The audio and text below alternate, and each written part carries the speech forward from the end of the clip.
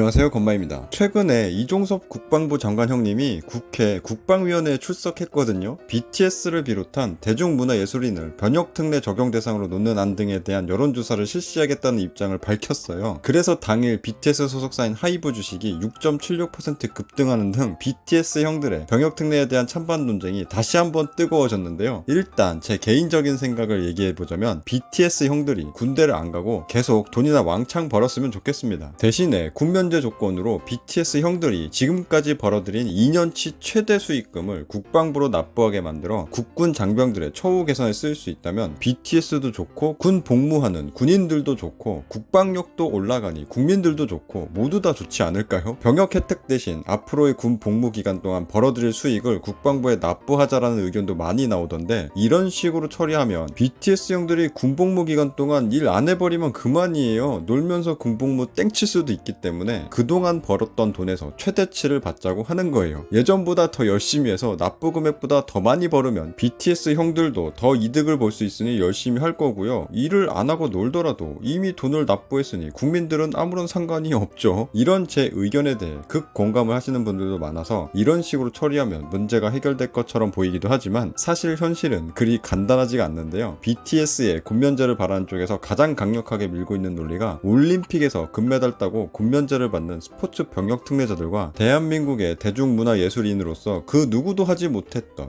해외에서 엄청난 인기를 독보적으로 끌고 있는 BTS가 무슨 차이가 있냐면서 오히려 BTS가 스포츠 선수들보다 더 많은 국위 성향을 한 것이 아니냐, 그러니까 BTS도 병역 특례를 줘도 된다는 논리인데요. 사람의 생각은 너무나 다양해서 다른 분야에서 면제되는 기준을 어떻게 정할 건데 누구는 해주고 누구는 왜 안 해주냐, BTS도 이런 이유로 면제를 해주면 다른 분야의 사람들도 해줘야 되는 거 아니냐? 응, 아니야. 이런 식으로 너도 나도 해달라는 게 하게 되면 끝이 없으니까 BTS도 해주면 안 됨 하는 식으로 논란이 끝없이 나올 수밖에 없어요. 그런데 사실 이런 논란들은 우리가 잘못된 문제 해결 접근 방식 때문에 생기는 거거든요. 대다수 사람들이 핵심을 잘 몰라요. 현재의 병역특례법은 스포츠를 통한 국위선양을 독려하기 위해 제정되었는데, 논란의 쟁점이 바로 이 국위선양 이 부분이죠. 다른 분야에서도 국위선양 충분히 했으니까 우리도 면제해줘 하는 거잖아요. 하지만 이 법이 최초로 만들어진 시기는 1973년인데 이때 태어난 형님 누나들이 지금 50살이에요. 이 법이 만들어진 지 벌써 50년이나 됐단 얘기죠. 이 법이 만들어졌던 시기는 지금과는 완전히 다르게 인구가 엄청나게 늘어나던 시기였고요. 스포츠 선수들이 혜택을 받기 시작했던 시점에는 스포츠 선수들 뿐만 아니라 일반 국민들도 각종 사유로 면제도 많이 되었고요. 6개월만 입대하는 단기 사병도 있었고요. 집에서 군부대로 출퇴근하는 방위도 많이 가던 시기여서 당시에는 아무런 문제가 없었지만 시간이 많이 지난 지금은 전혀 아니죠. 우리나라는 현재 저출산 부문에서 합계 출산율 0.7로 전 세계에서 압도적 원탑을 찍고 있으며, 이제는 현역 입대자가 모자라서 몸이 아파도 면제는커녕 이런 사람들까지 현역으로 끌고 간다검 할 정도로 보충력으로 빼줬던 사람들까지 싹